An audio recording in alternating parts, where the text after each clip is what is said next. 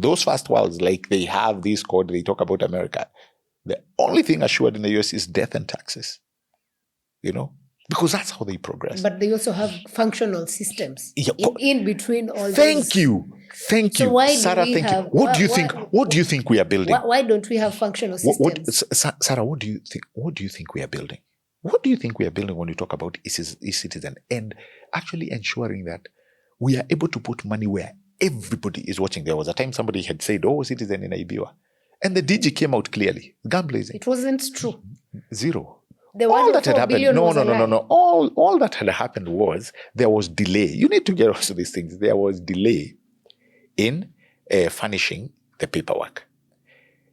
And when there is a delay, they'll say we can't find this money, which is true. But money has not been lost. And by the way, in eCitizen, it's very hard to steal.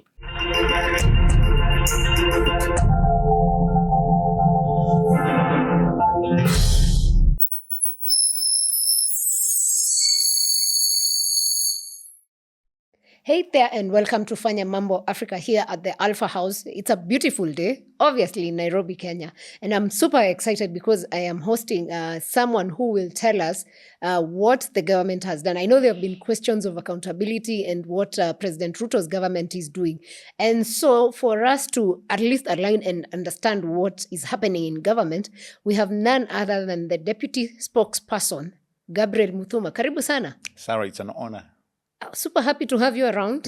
As I am. Hey, people have asked, can you get the spokesperson or the deputy just to tell us what is happening?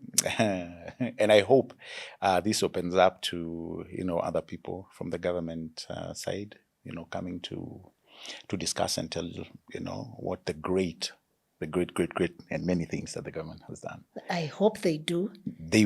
We will push them to come. Because you see, we keep saying the biggest problem with government is communication or miscommunication.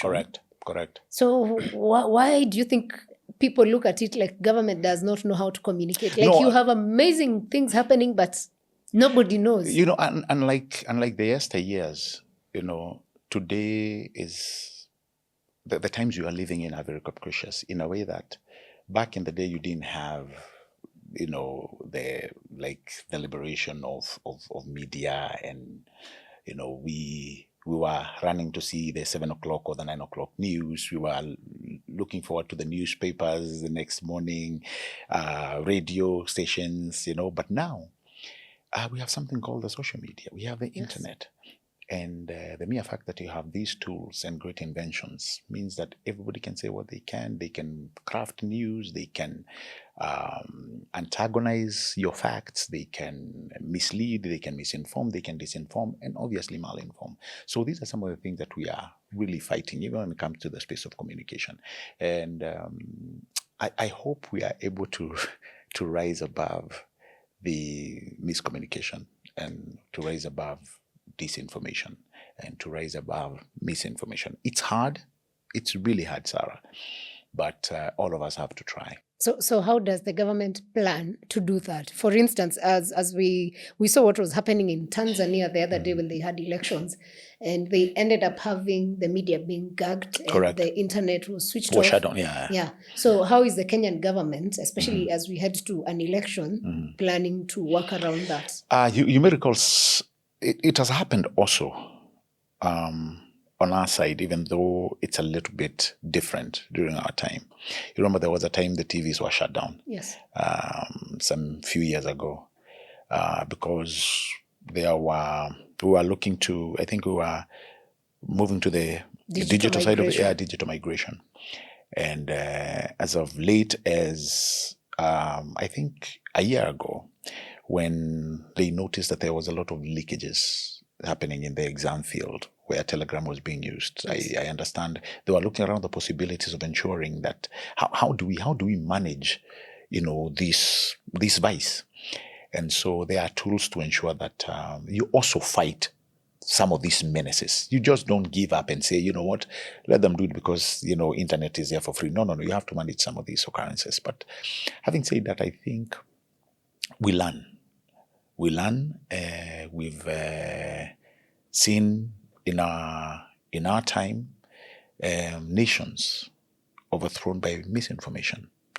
And what I think you asked as government, what do we do in such times? It's to speak your facts. Speak your facts, speak your truth.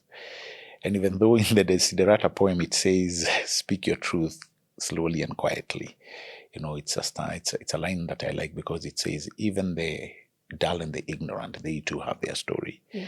So it's appropriate to tell their story in the factuality of things. And also for us to learn, even though it's quite hard, Sarah, that if you know what you wanted to put out there is not true, just don't do it. We learn a great lesson from a great Roman emperor, Marcus Aurelius, who said, if you know for sure what you want to say is not true, don't say it. Yeah. It's one thing that we are learning, but with the advent of the internet, many people, this is what I feel, many people have used it as a tool of advancement. We've seen nations that have taken the internet, and even the young people, the Gen Zs, have taken it as a tool to advance themselves, to advance their careers. But at the same time, we've seen those that have turned the internet and this great resource called social media into a tool of great abuse, and justifiably so, when it becomes that it's cheap and available. So when the president is saying, the digital economy is here with us, we have to put 100,000 kilometers of fiber across the country. We have to do this. We have to open up programs like Jitume, programs like, as much as that is a good thing that can propel this country and make us leap to the next economic frontier, we still have people who will use that facility, that resource, as a tool of abuse. And it's quite unfortunate. Very unfortunate. I want to know, what lessons as a country and as government have you taken from Tanzania? Because we're also going to an election in about 1.5 years, so to say. I think we've also have our fair share of problems. And Sarah, I don't think there's a country that I know today, even some of these countries we say that are havens of peace. I don't think there's a nation that can pride and say they are immune from the tribulations that come from time to time. What am I saying? We went through our phase in 2007. What did we learn? We had our own countrymen taken to the ICC. We saw what it did to our country. Our country was splashed all over the world, and it was the time when we had a president on trial at the ICC. So we learned a lesson. It opened up to us getting a new constitution, which today we pride ourselves as having one of the most progressive constitutions in the world. But we indeed learned our lesson, that even though there is the freedom that came with the new constitution,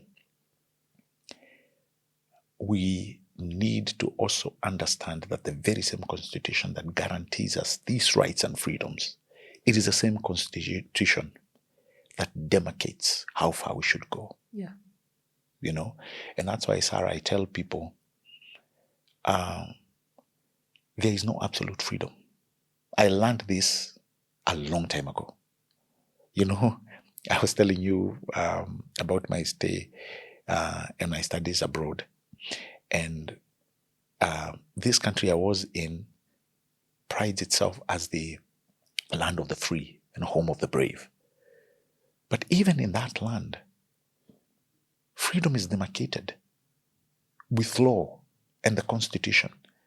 There's no absolute, you do what you want because, it doesn't work like that. And that's why I kept telling people, even during some of the things that we went through, Sarah, and the lessons that we've learned, changing the Constitution wasn't just enough. It's us following that Constitution.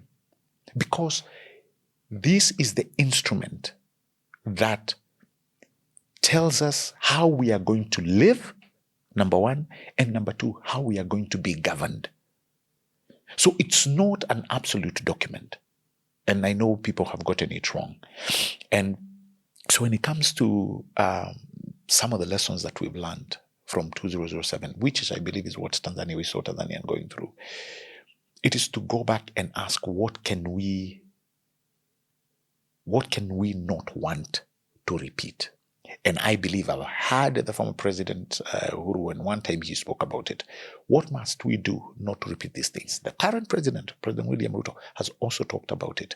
What must we guard as a nation, as a people, to ensure that we do not go back into those dark days?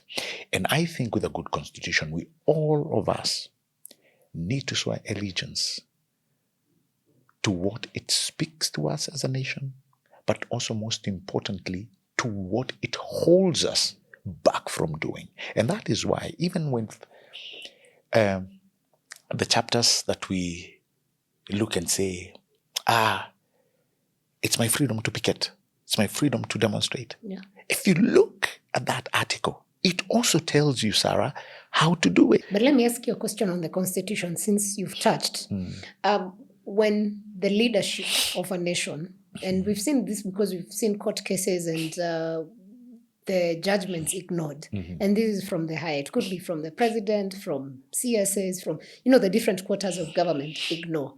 How then do you expect the populace to follow the same constitution that they see being every day ignored? Good question. And it is also something I remember when the president was talking and saying, we will follow the law. Yeah. It is a supreme document.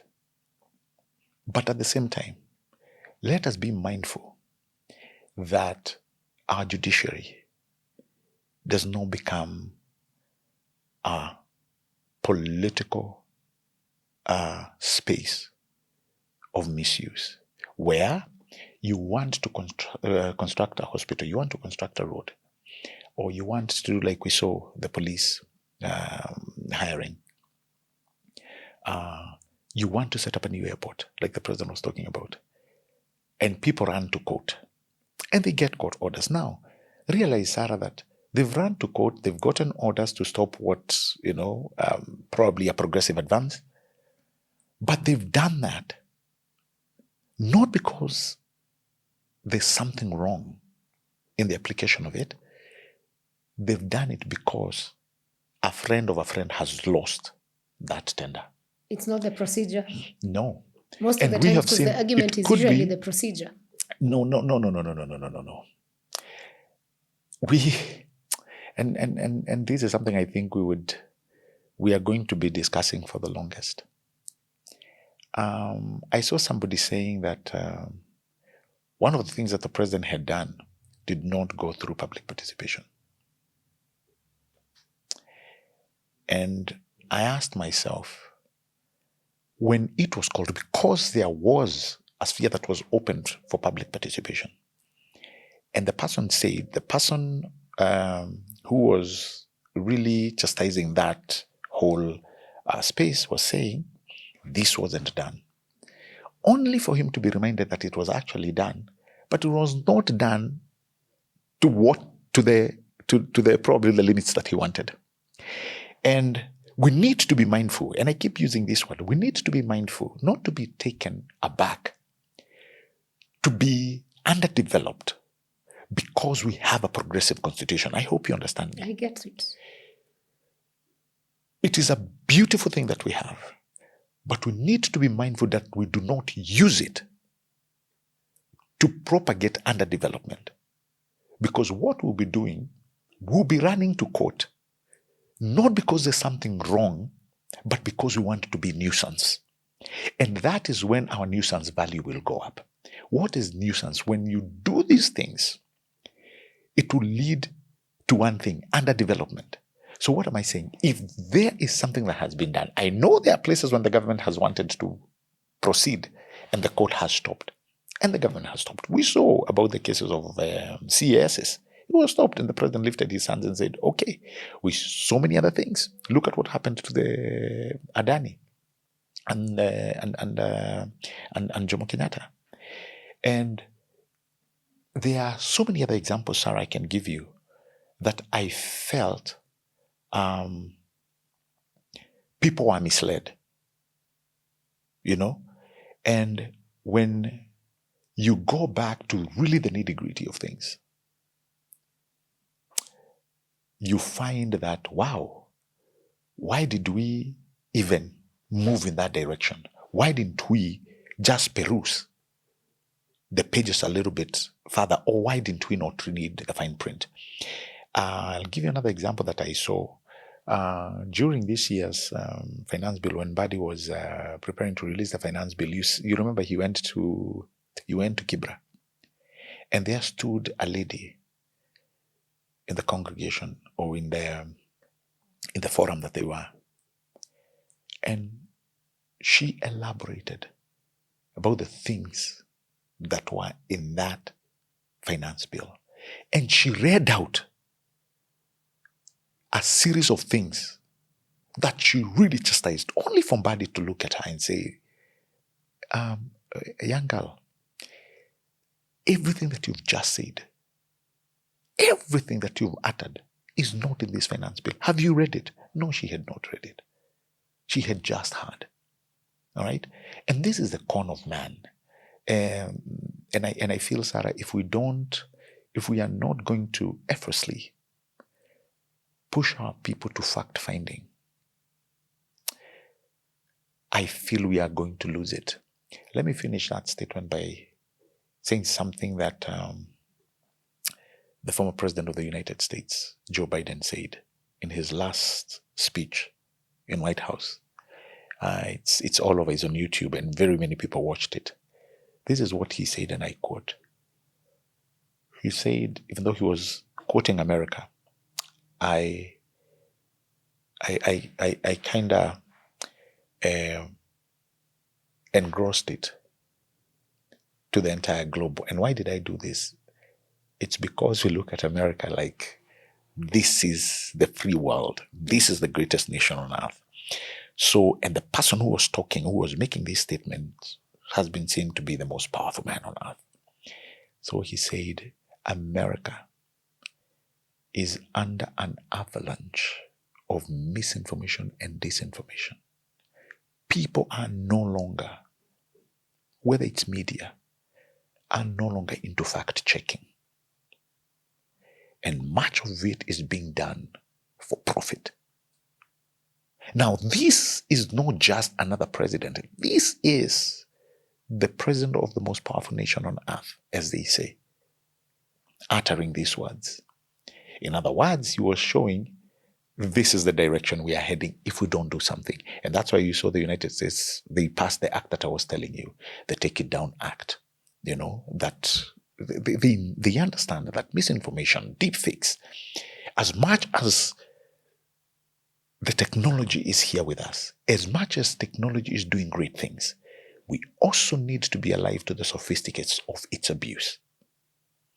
And so, that's a question I think we have our own story to tell as far as what we saw in Tanzania. And even going to the general election, we hope it's going to be one of the peaceful elections, just like the few that we've had. Are we immune to the tribulations? No. But it will depend on how each and every one of us is going to carry and handle themselves. Okay.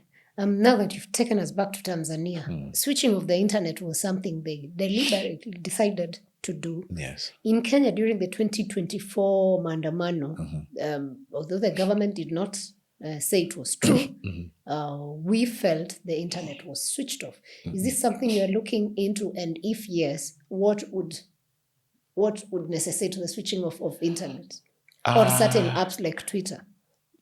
No, I do not recall a time where the internet was switched off. And I remember even the ICT minister talking about it then. I think it was Owalo who was the ICT minister. I think I remember him talking about it then. I can't remember a time where that was. But are there times when internet has been shut down? Are there times when we've seen speeds reducing? Definitely, yes. And these things do usually happen. You remember the few times we had the undersea cable, cut. And many people actually moved to say, oh, the government has switched off. So the government never switches off deliberately? I do not think so. Are there instances that can happen? Could be. There are instances that could be. If there is a time when peace is threatened, national peace is threatened, it's very important to say that. When national peace is threatened, then these things happen. There was a time, I'll give you an example. There was a time that the fax machines, and I remember right after September 11th, because I was in the US, there was a time when nearly the entire network went down. Why did it go down? Because national peace was threatened. So that is something each and every country has. If you think national peace is going to be threatened, then I think those that particular element is a resource probably they can turn down. But have I ever seen it happen? I have never seen it happen. Okay. Let's move on to the President's State of the Nation address just the other day in Parliament. Right. And even the interview he had done with Al Jazeera, I think it was 2 weeks before that. Yeah. And the President rated himself to have performed at 8.5 out of 10, which is a clean A. But the citizens, on the other hand, after seeing that, I'm sure you've seen it online. Right. People don't feel it's an 8. Right. Why do you think the president feels he's at A, but the citizens probably feel he's at C? To answer that question, by the way, and it's a very good question, to answer that question, you must realize two things. One is, where was the country before? Where were we? When the president was coming in, really, Sarah, I don't need to take you back to how the economy was. Our growing debt. It was a time when nearly every week there were maandamano with people putting sufurias on top of their head. Do you remember that? Yes. And at that time, we were talking about the cost of food items. We were talking about the cost of unga. We were saying, the food basket is too expensive. And it was. It was a time when the dollar was heading to the 200s. And discussions, heavy and serious discussions were happening at that time, that Kenya was going to default on her debts. Ethiopia had done that. Angola had headed that way. And really, we were staring at default.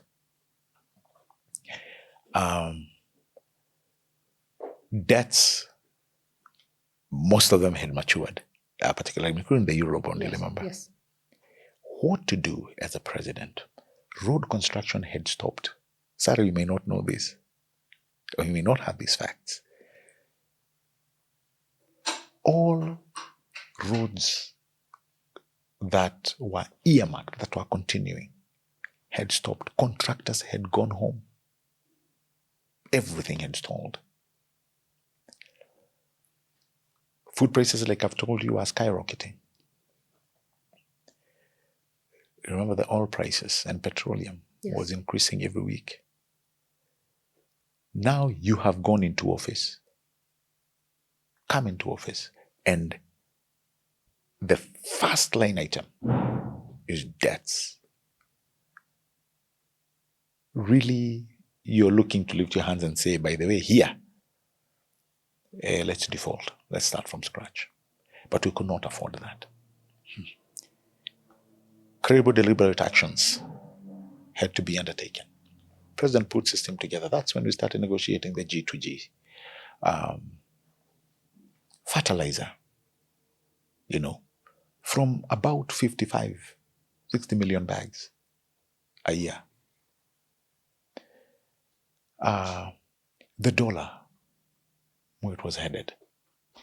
And fashion all that within a period, Sarah, within a period of 2.5 years, heading to 3 years. we not only have stabilized the dollar, our import cover, we've not only have ensured our exports, in terms of the tea and coffee, are well in line now than they were before. Really? Totally. Okay. We have not you mentioned the stabilization of the shilling. Yes. You've mentioned tea, despite the fact that we were banned from Sudan, South Sudan, exporting tea, and farmers have been complaining. And coffee. And there's something else you mentioned. And coffee. And remember the farmers that you're talking about. At these things backwards, is it really being felt by the people? Any farmer you ask, tea and coffee mainly, even though there were, it took a very huge fight to fight all those middlemen out. Many farmers would tell you they used to receive, give or take, 55 shillings. It jumped to 150, 140. Just the other day, tea farmers in North Rift were saying it was, I think Central received one. The bonus, you're talking about the bonus. That's really different. Coffee, the same thing. Removing those middlemen. Many went to court. They tried to sabotage. Same thing with oil marketers. But look at where we are today. Move out from that. Just the government services alone. We had about just 450 citizen-facing services. They were the only ones that were onboarded to eCitizen. Collecting, the DG was telling me they were collecting about 80 million to 140 million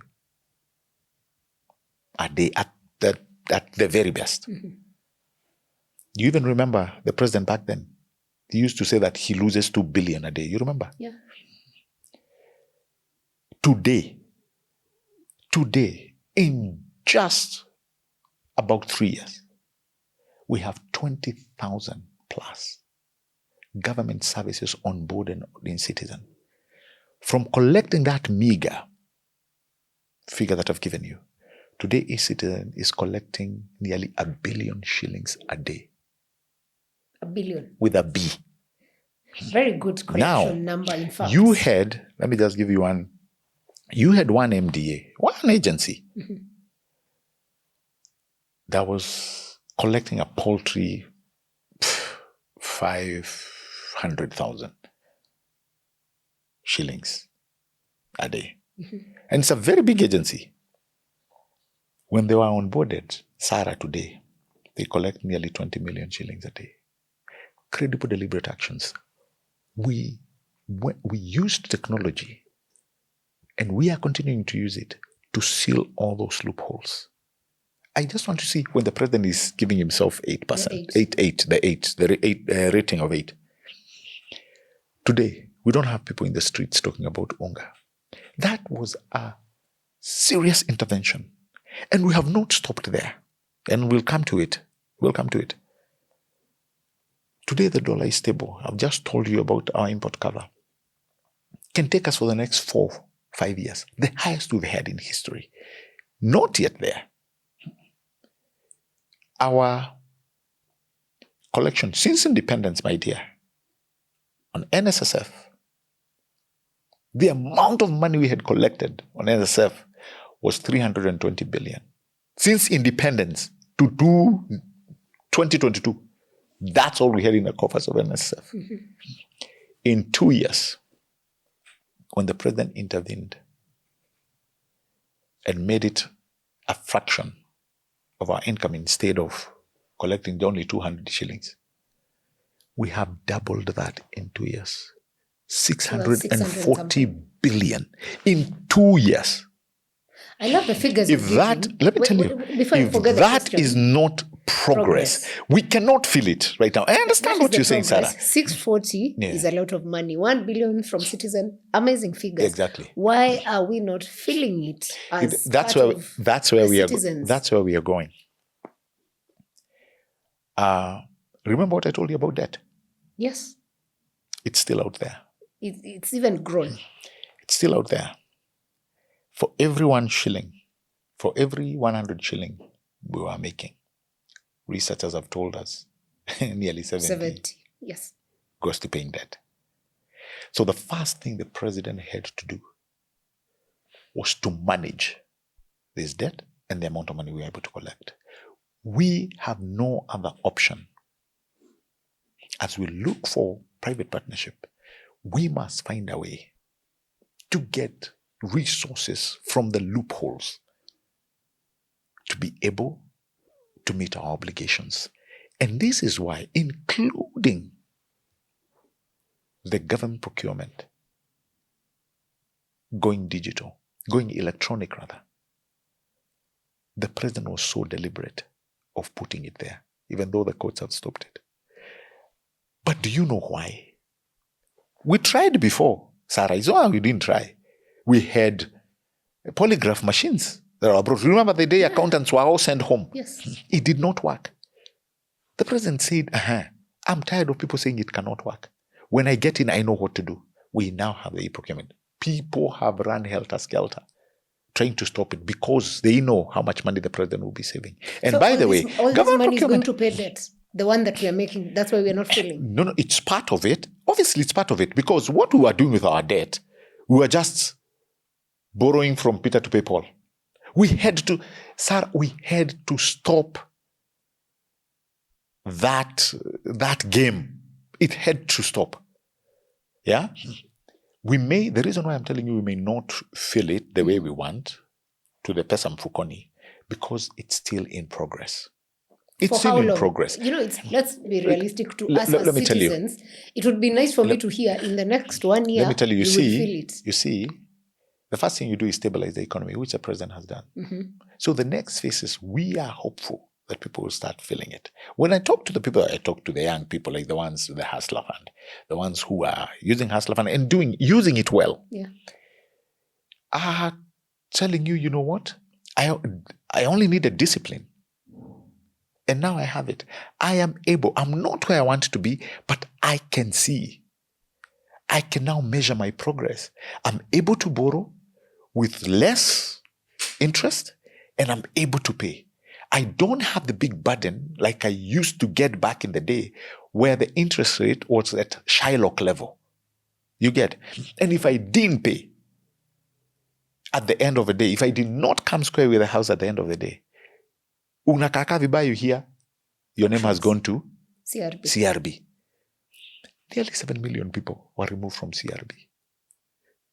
You know, somebody may tell you, I'm not feeling the shilling, but he's no longer in that list of CRB, that he cannot borrow anymore. You have young men and women now who are being rated credit-wise. And guess what? That is how we were growing, my dear, where we were in that jurisdiction. It is the same principle that was being applied. I did not have money out of my pocket to buy my first car. But my rating, my credit score spoke for me. I had a good credit rating because I was borrowing with my small credit card, which had about $200. I used to borrow it, put money, put gas in my vehicle to go to work and do my other shugulis. But when time came, even though it wasn't a lot of money, I was very quick to ensure that I paid it on time. So what are the timelines for us to feel? It would be important to hear. It would be wrong to give it a number. And I'll tell you why. There's something called the economic degradation process, which degrades the economy and you think the economy is doing well. And I believe that's where we were many years ago.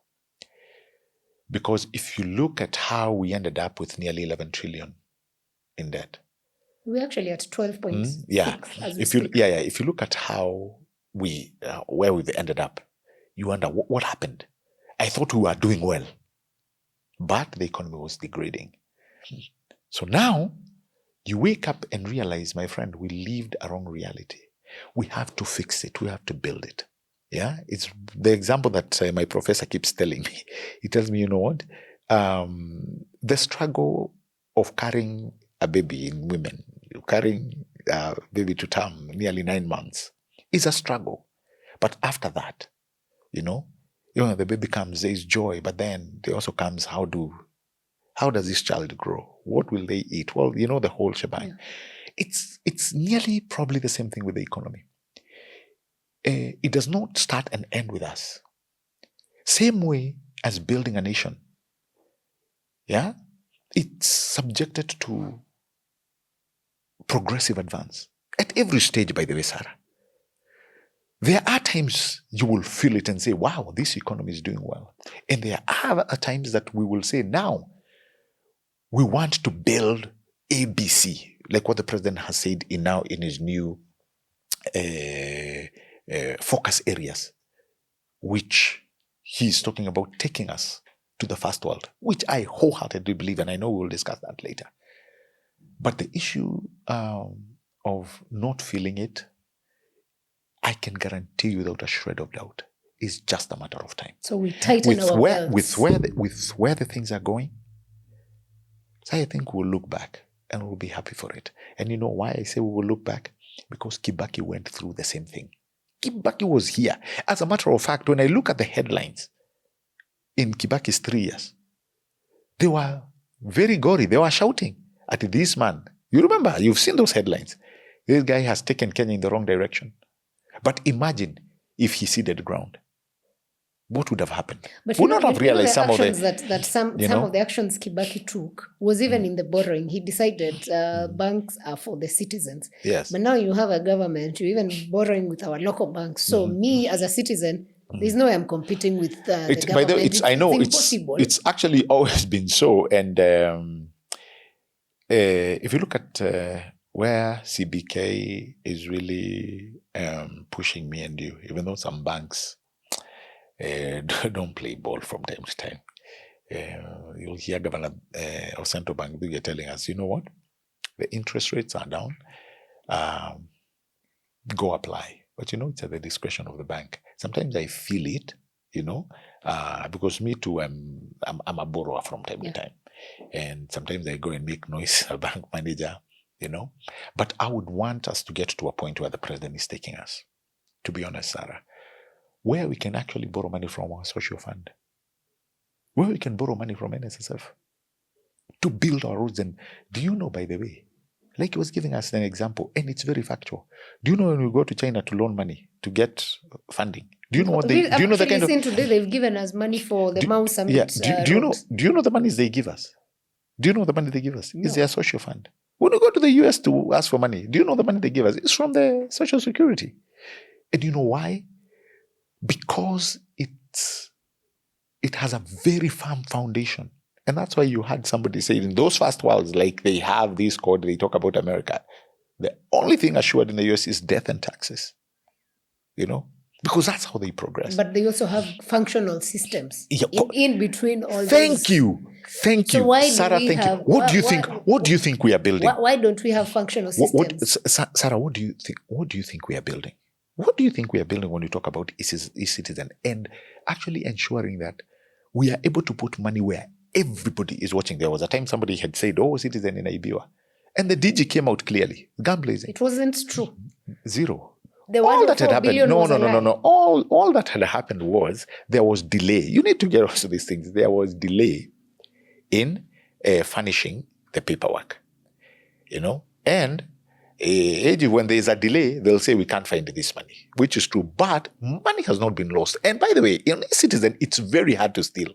It's very hard to misappropriate. You know why? Because the money coming onto eCitizen does not belong to eCitizen. It belongs to MDAs. For instance, the money you pay when you're getting your passport on eCitizen, you don't go to eCitizen. So it goes to KCB and directly to Treasury. And do you know who is following that money? That particular MDA. The Ministry of Interior. They say, hapa kuna pesa yetu, ndio hii. You cannot lose it. Because they are the ones who will raise an alarm. So they misappropriate after it goes to them? No. Now, out of question. No. And by the way, When they want any money, they write just like everybody else. That is why you had some MDAs that were very slow to jump on board their services on eCitizen. You think they were happy? No. But the president said it had to be done. People are joking too much. I told you had an agency that was collecting 500,000. And today, just by onboarding, they are collecting 20 million. And now getting that money is not just a wake up and say, the PS writes and said, I want my money back. No. It must have a purpose. Okay, let me ask you, these monies that come in, there's 640 billion, there's the 1 billion, and I'm sure so many other billions I don't know about. What is that money doing for Kenya? Because every day we're borrowing money to build roads. We are on a borrowing, like now, and we collect money. So what does our money as Kenyans do? Like now, education is our biggest budget item. Education. And we want to make the Kenyan education fit for purpose. The president is very deliberate about it. You heard him talk about it. Education, skill, and efficiency. Yes. These are the drivers that will take us there, to the first world where we want to go. And every country that has attained that status, look at their education, look at their skill, look at their level of efficiency. And that's not only it. Look at what they bring to the world stage. All right? To get there is not easy. It's not easy. And that's why everything the president is talking about is very deliberate. So when he is talking about hiring teachers, the numbers that you've seen, 100,000 plus teachers, the highest we've had since independence, is not a walk in the park. But that is expected with population growth. No. It also tells us that we have not done it in many years. We did not invest in people. That has been our problem. We have not invested in people. And probably this is when the bubble is bursting. Well, when he is the head of state. And now it will be easier to actually point fingers and say, this is the person failing. But we have not invested. For instance, let me give you an example that actually enjoins my argument.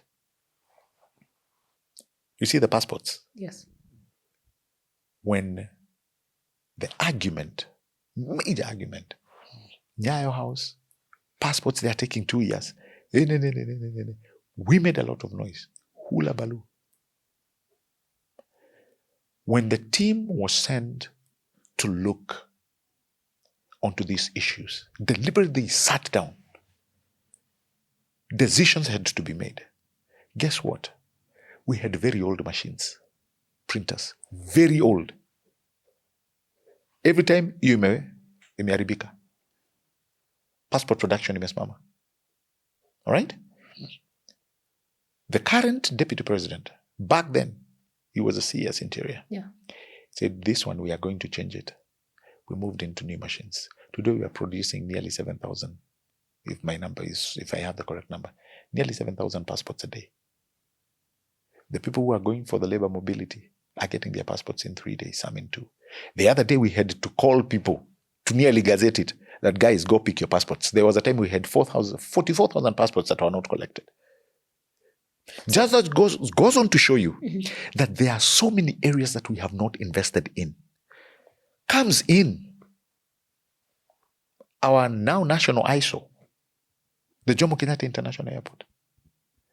And I'll give you an example. Go to JKA after. Yeah. And so what I'm trying to tell you, Sarah, what I'm trying to tell you is there are instances that are showing up today when shown against our reality depicts that we have not invested in areas that required heavy investment back then. Very critical. So our money, our collection as a country, the way you can say Mau Summit is going to be funded by the Chinese loan and all that, what can we pinpoint and say our own collections have done? Just 3 things. What can we pinpoint and say? So that as citizens, we understand. Sometimes that's what I was telling you, government is poor in communication because I pay taxes, but I don't know what you're doing with the taxes. There's nothing visible to show. So what are those visible things that you can tell me? Just three that are being funded by my taxes? Agriculture is one. And I believe agriculture, when I say agriculture, really, that is an area that is going to remove so many Kenyans out of abject poverty. Trust me.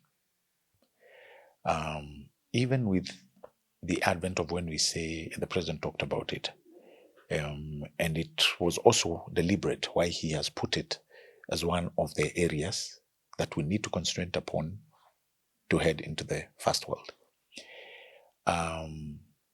Yes, there's the issue of rainfall, but the massive undertaking of some of the dams that you've heard the president talk about is a game changer. We shall experience them in our lifetime, the dams. 1,000,000%. Okay. We shall. Are there timelines by any chance? Look at Galana Kulalo. Guess what had happened? Just a minute. Just the other day, we were making fun of Galana Kulalo several years ago. But that project had failed. In fact, somebody was making a joke that, after they realized that it couldn't work, they started dividing the land there. Yeah. This one gets what, this one gets what, this one gets what. Why is the project working? While we are still there. Have we gotten maize from there? Yes. How many? I don't know, but the president talked about it. But we already have, our first harvest. And it's going on very well. Once we are done, I know we are going to increase the acreage. Under irrigation, I know it's going to increase. And if you look at the plan that the president has in terms of agriculture, it is something to be beholden to. I totally believe, Sarah, today, and I hope we can keep this state for years to come, that agriculture will be one area that will move people from abject poverty to sustainability. Wholeheartedly believe that. Education is number 2. Like I've told you, much of our budget goes there. We now have moved from what we understood education to be. Somebody told us, again, my professor used to tell me, education is the ability of the human mind to think, which is very true. And it's not only just to think, it's to observe our environment. Observe it and question it deeply. And the reason why we are doing that is to find solutions to our problems. Yeah? Yeah. When we find the problems that exist in our locale, we come together and collate the best solutions to those problems as a matter of urgency. That is what education is. If we cannot figure the solutions to our problems, even with this thing we are calling education, we are lying to ourselves. So our education must do 2 things. It must fit where we want this country to go. And we must also be able to provide the skill and the efficiency to mitigate the sophisticates of the 21st century. That it must achieve. Third, my dear sister. Before you go to the third one, on education, we've had the problems of capitation. Schools were closed without capitation. Yes. And number 2, CS Ogamba was doing, what did he call it? Looking for the fake schools. Yes. I don't know what word he used. And we found we had many schools, about, was it 50 plus? And they received money. And up to now, we don't know who was this receiving money. We do not know why we had non-existent schools getting money. And yet, genuine schools did not have the money. Principals have been crying over and over again. The university model students, we've seen stories on TV, enough times. Yes. So how is he going to manage that education when these basic things are not working, like capitation? That's even for primary and high school. Sarah, again, an amazing question. And on matters education, you remember when the president once talked about our public universities. Let me start there before coming down. Including University of Nairobi, when he was talking about our public universities. Indeed, they were technically insolvent. They could not pay their debts. They were highly mismanaged. That's a fact. Staff, some were paid half of their salaries. All right? Yeah. And things were hitting rock bottom. Why did they get to where they were? This is a problem that has existed over time. Is it the management of it? What needed to change back then that we did not change? Right? When it comes to capitation, we knew the population is growing. For many years we've known.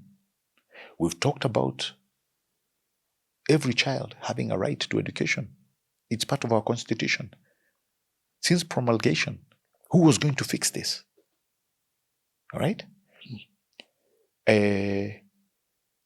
We've talked about hiring of teachers.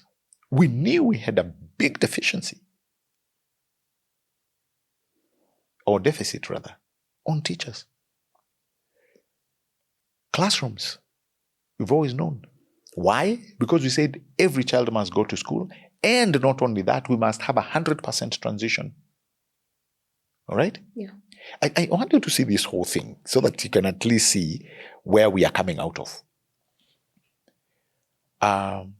It is government, when they moved to now chemists, it's government that started seeing the number of not only ghost schools, but ghost students. Who was faking these numbers? Is it not school administration? Right? I think actually there's usually the education boards in, is it districts or I don't know what they call them. So Correct. it has to be up Exactly. So when I told you my president is very deliberate about fixing this malady, yes, it will take time. It is hard and harsh. People will go on strikes, but something has to be done. Just the other day, somebody asked me when we had teachers on strike. Yes, we would want there to be, the CB, the agreement, the CBA. We would want it honored. The government had honored the earlier one. No, the current one that they made. The one that had problems was the one honored by the previous administration. But now, when you are in government, there's nothing like previous administration. The governments exist in perpetuity. Yeah. What was there becomes your burden, and you have to fix it. But the guy asked me, wait a minute, why are these public universities, why are they technically insolvent?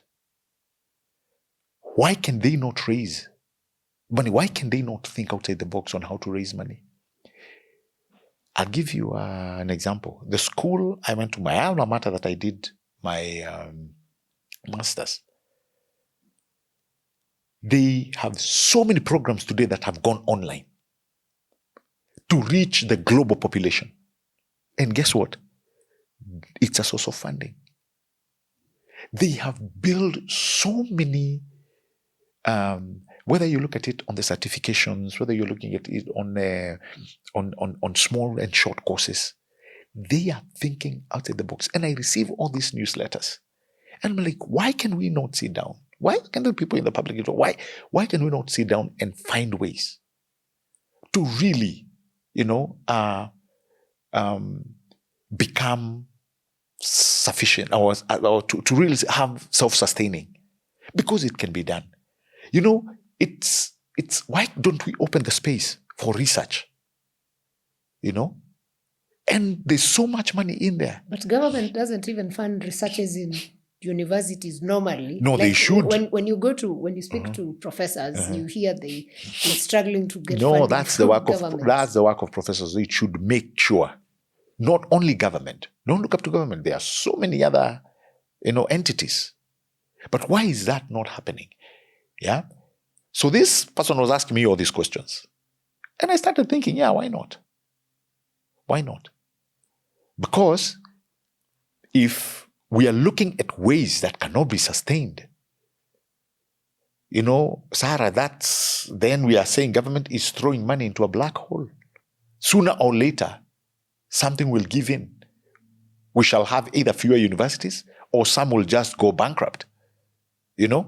So something has to be done. And I believe with the intervention that the government wants to put in place, we can actually get things going. The issue of HELB, at least somebody told me the other day, the new funding model said, tunapiga makelele huku nje. This is what somebody told me, by the way. In university, tunapiga makelele huku nje, but this thing is working. But then he goes on to tell me, again, it's a Gen Z. Goes on to tell me, but we also have a problem, Gabriel. What problem do we have? In fact, I was thinking he was talking to me in terms of government issues. He said, no. I know so many people who still have HELB, and they talk about it like it's a good thing. Said some have gotten jobs, but they say they are not going to pay back HELB. You see, we've not understood what HELB is there for. It's just having a sense of belonging to say, you know what? Somebody paid, because it's taxes or taxes. Somebody paid for me to get educated. I have finished. I have gotten a job. It's only wise, not only wise, it's only fair that I pay my fair share. Again, Wambi will pay. There is, to pay my fair, so I can educate somebody else. With that mindset, Sarah, if we can only encompass that mindset, we are going to go far as a nation. But sasa unakuta mtu amechukua pesa, and probably he's a member of parliament, and I've had one member of parliament saying it. Said, "Atutalipa your HELB." Who do you think you're punishing? Who do you think you're punishing? Government is not going to school. But you don't think it is people sometimes me and you going look to at school? How the government behaves, and they're like, government behaves in what way? In ways that are not inspirational to other people to follow. So, because let me actually give you an example. The president always speaks of austerity measures and how people must, ensure we are taking care of our future. But as of yesterday, we actually saw State House has overspent its first quarter budget by 125%. So you see, when citizens look at these things, it's not inspiring me when the president comes and says we need to be careful how we do our spending, but then the house on the hill is leading in. How else will you inspire citizens? I like the way you say it. And one of these fine days, by the way, I'll really push my friend, my good brother Hussein, to come and talk about State House. Let him come. We will be happy. Those are the good questions. Those are the good questions you would need to ask him. But in my side of things, to be honest, even though I can't speak about State House, in my side of the things, those austerity measures have worked. The head of public service has gone under a great deal, honestly, to ensure that some of the things that were happening in the yesteryears are not happening. Honestly, I know there's hue and cry because I'm with public servants. Yeah. We interact, we intermingle. Today, nowadays there are no trips. Nowadays there are no. It's not that the head of public service is trying to be mean. No, it's where we are. There are things that we must solve. Like I told you, we have debts, to the yin yang. We must look for ways where we can save a shilling, where we can save $1. And even on this issue, Sarah, of ghost schools, I really hope, it's my prayer that people are really going to go to prison. And I'm repeating this without fear of contradiction.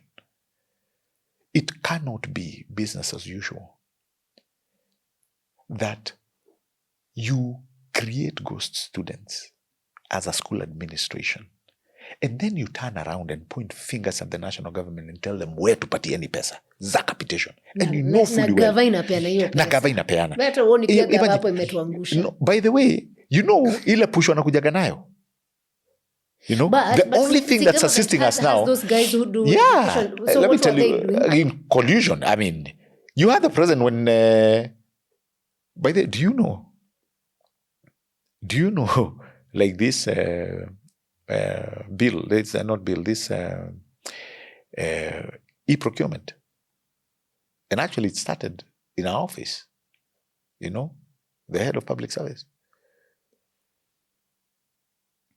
So many MDAs did not want that system. They did not want it. They did not want the e-procurement. But the president stood his ground. The head of public has been very keen to ensure that everybody is onboarded. And you know why? Because people wanted to be business as usual. Much of monies in government are lost through procurement. And Sarah, I'm not telling you as if something has not been tried. True. Yes. I'm not telling you as if other governments have not tried doing it. They have. That's why I was giving you an example of polygraph machines and accountants being sent home during the previous administration. But it didn't work. No, it continued. So you have people, even within government, who are fighting it. You saw how our bunges were so cross about it. You saw how governors were so against it. And the only thing probably many people would point to is, there's no public participation. Really? You see, it's the same reason I'm telling you. But we should not hide under the Constitution to promote underdevelopment. But if everybody we were to follow that Constitution, everybody can see. Yes, we have the problem.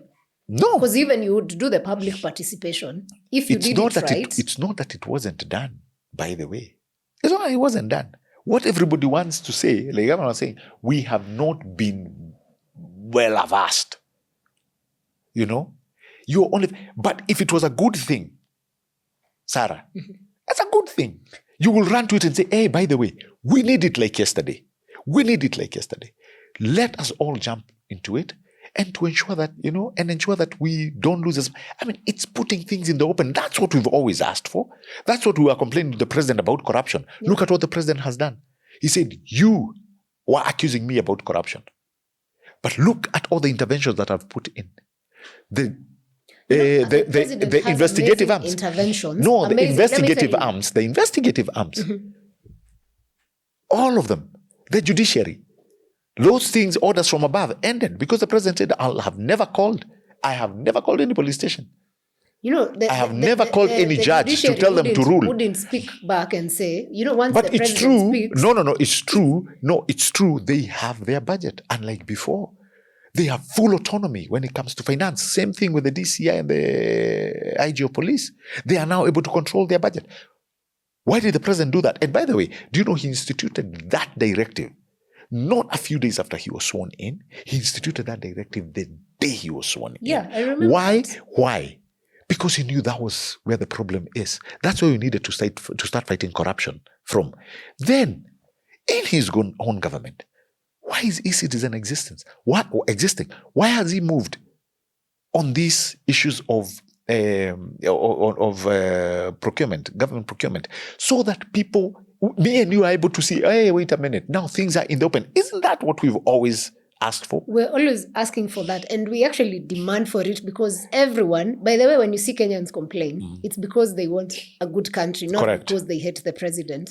And I feel like the president has amazing programs which he wants to implement, but the implementation is usually very questionable most of the time because of a few things. Right. And again, you're saying about fighting corruption. Yes. People look at it like you're trying to put all these projects you're telling us about, but then it's reported State House has overspent. You see, now we start questioning, okay, so we are fighting corruption here, but at the House of the Hill where the president sits, then that is corruption because how else did he overspend money? And then the question would be, why would you overspend money by the way, let me tell you something. Like there was the reconstruction or refurbishment of State House, yet we have a health system that people feel is in crisis. So he has good priorities, but sometimes people feel like they are a bit warped. Overspending does not mean corruption, by the way. Just need to clear that out. No, overspending does not mean that it's it's corruption. Just No, we what need does to get it that. mean? I'll tell you, but there's this nuance of, oh, you've overspent. In fact, in all budget making processes, there's a line item that is left that you can go over budget to Yes. certain this percentage. Yes. Yeah, it's usually there. Yes. So when somebody said, you've gone over budget or you've over borrowed, does not mean that necessarily you've done something wrong. You need, it needs to come out very clear. And you've had somebody saying, hey, by the way, we budgeted for this. We did not get this budget. And that is why you'll see from time to time, even those that have gotten a budget and it's not enough, there is a window of something called supplementary. Yes. That they can get that. Which is now becoming like the main budget nowadays. Because it's not in a white line. Obviously, there will be things that incidentals that will come into play. For instance, we had budgeted, let's say, 200 million for emergencies, but we've had more national emergencies than we budgeted for. And you realize that we have gone and spent nearly $1 billion. It has been spent wisely, but the budgeted money was 200 million. Okay? So what really matters and what straightens or what straightens that process is by saying, this is how we spend this money. We had this and this and this on the crisis element of it, and we needed to spend this amount of money. So it's not necessarily, right when somebody says over budgeting is corruption. But now, I think where this thing hits home is we all need to tighten our belts, like the president kept telling us.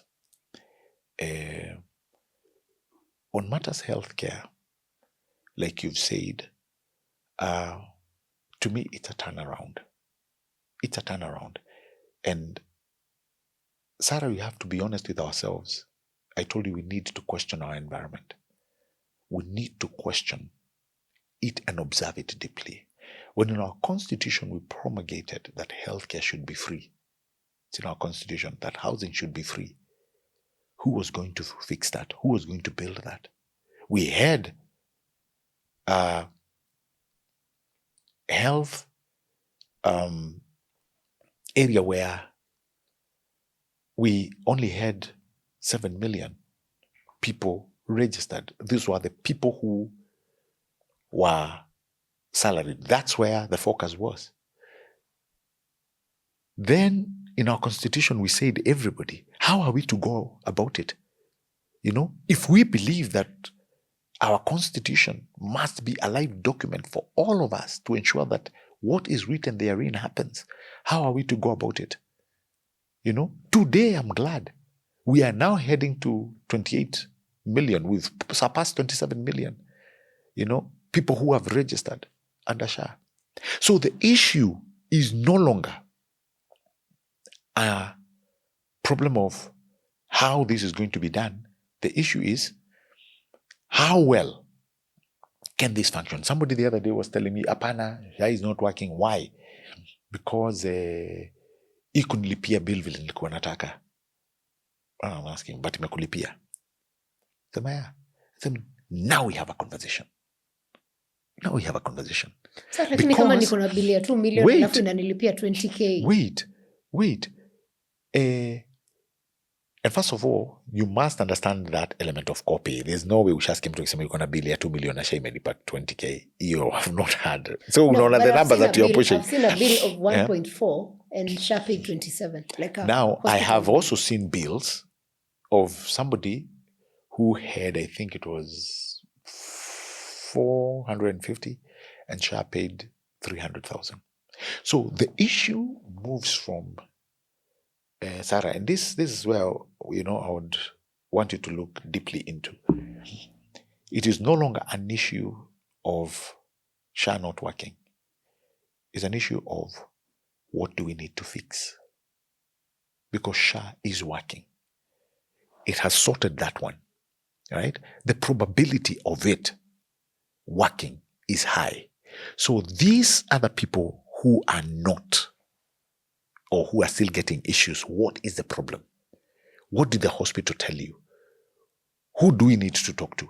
Why did they probably prescribe you drugs that, So we start looking into that whole environment. But the issue can no longer be that it's not working. And that's why I keep telling people, guys, we have to be alive to our constitution. Same thing with housing. And this is very important, by the way. The world operates, or a country should operate, on the weight of knowledge. I tell people that. Sarah, when you come into contact with knowledge, the next thing I expect out of you is a degree of responsibility. Tell you what, the president comes into contact with this information, and it has existed, that by 2050, Kenya will probably have doubled her population. And nearly 60 to 70% of its population will be living in urban centers. You have that knowledge. What do you do with it? Do you fold your hands and say, wacha ule atapatikana akiwa rais hiyo siku, you'll know how to deal with it? No. You must take credible, deliberate actions. And that is what the president has done. Let me repeat. When you come into contact with knowledge, the next thing people expect out of you is a high degree of responsibility. So the president has that data. What do? We either do two things. We say, ki sera sera, whatever will be. Or we need to fix this problem as a matter of supreme urgency. We have a bulging youth population that's coming up that will double or triple in the next 50 years. What must we do now to strengthen these pillars that will afford them a good livelihood when we people are old? Because this is an issue that's not going away. Somebody said, it's only a fool. It's only a fool who is enticed by the comforts of the moment, knowing that they may change. In other words, you love or you're enticed by what is comfortable today, not knowing that tomorrow is going to change.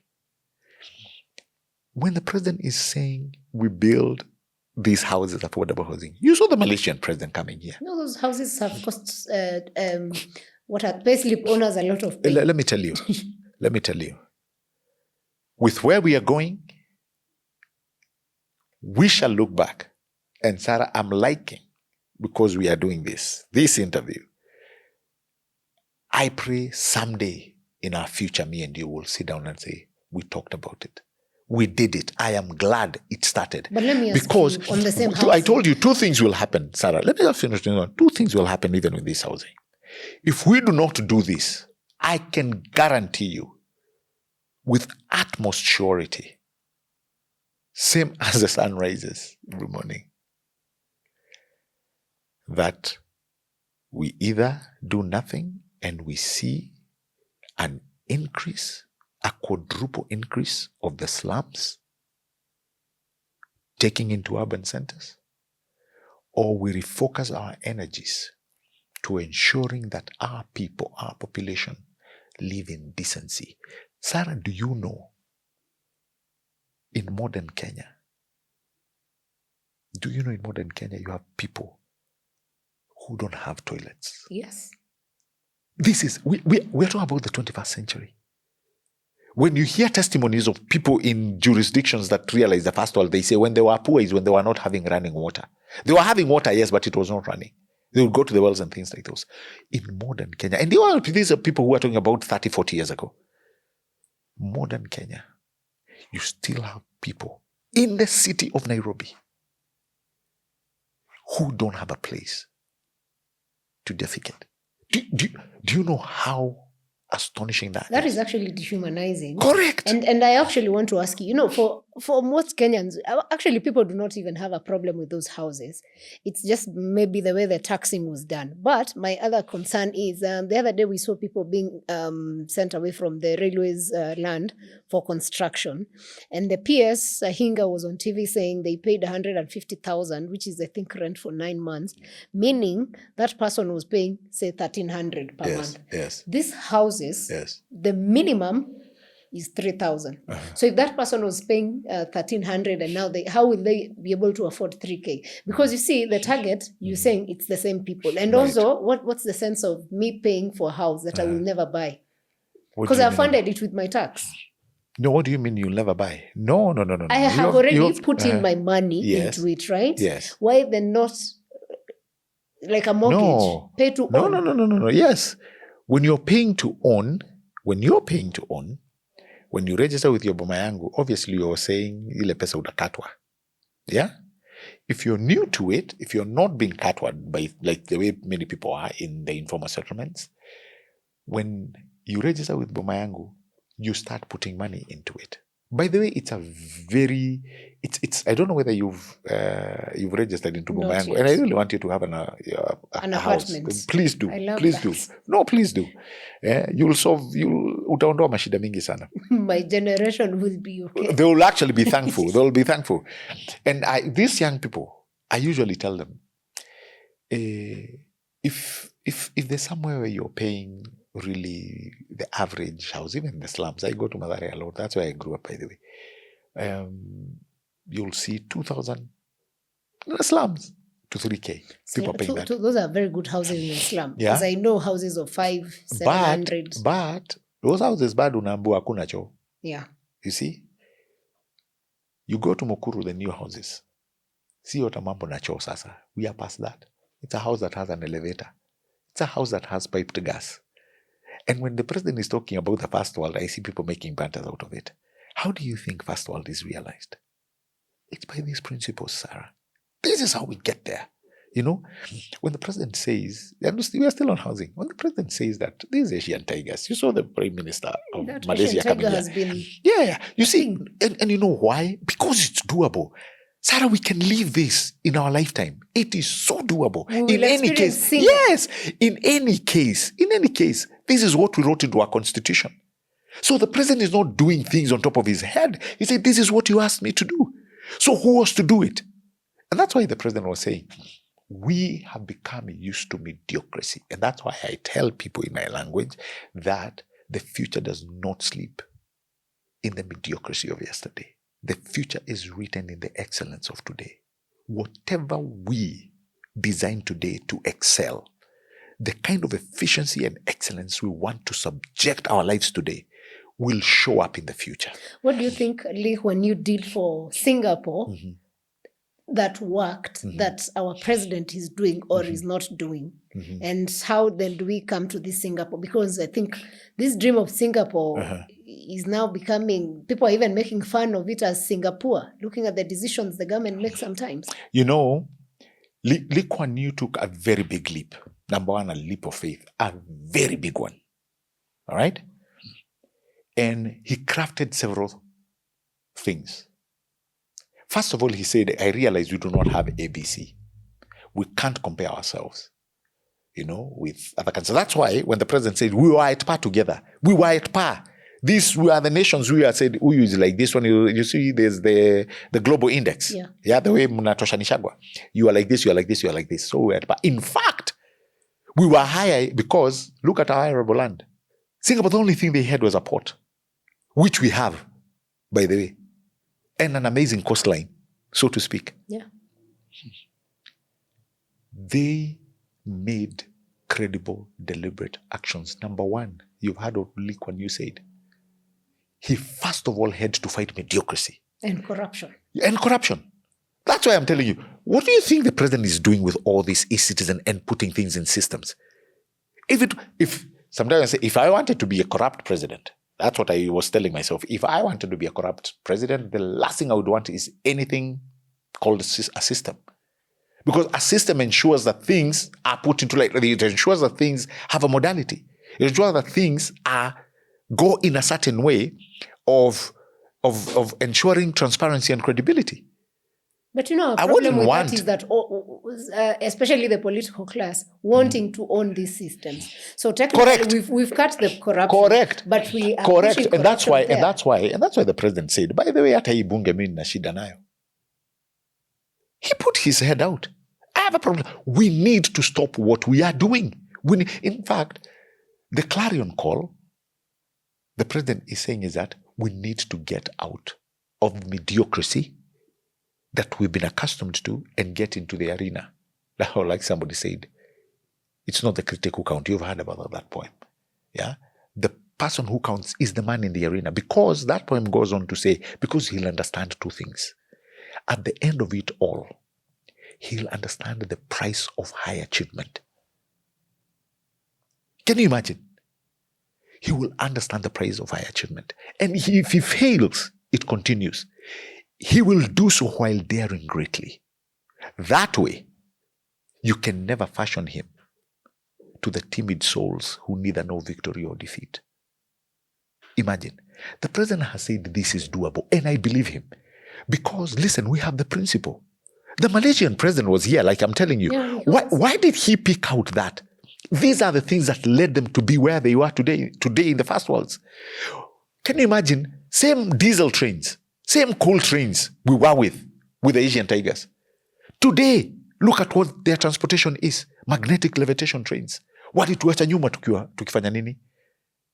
We were just mediocre people. And so the president says, guys, we have an opportunity to do things different. What Lee Kuan Yew did, at one point, he had to suspend the democracy. Yeah. I'm not saying we go that direction. But imagine that is going to play. Why do you think many Kenyans don't trust the president? Well, you see, I don't think they don't trust him. No, you see it on the social spaces, in barazas. Trust to me is a big word.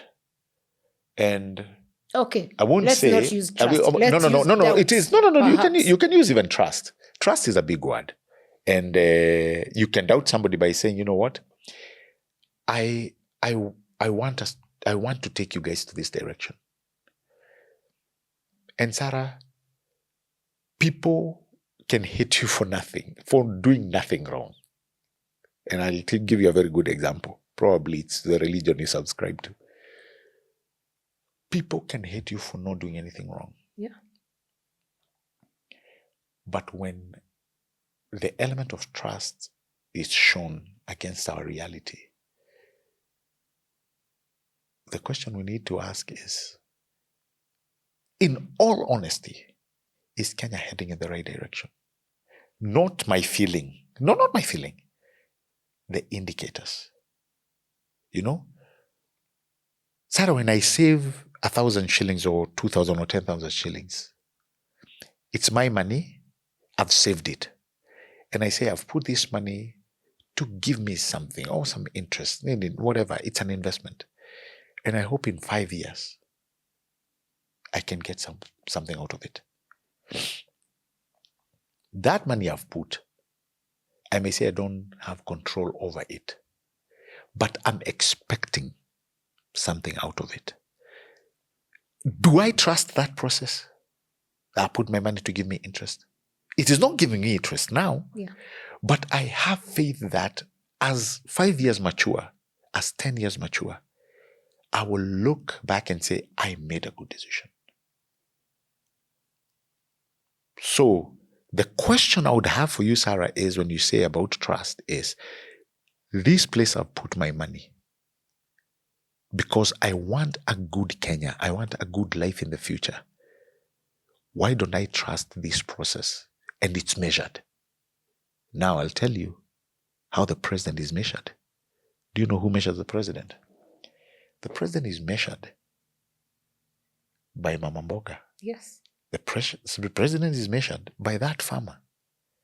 The president is measured by the mere fact Kenyan, that, yes, by the mere fact that he said, guys, listen,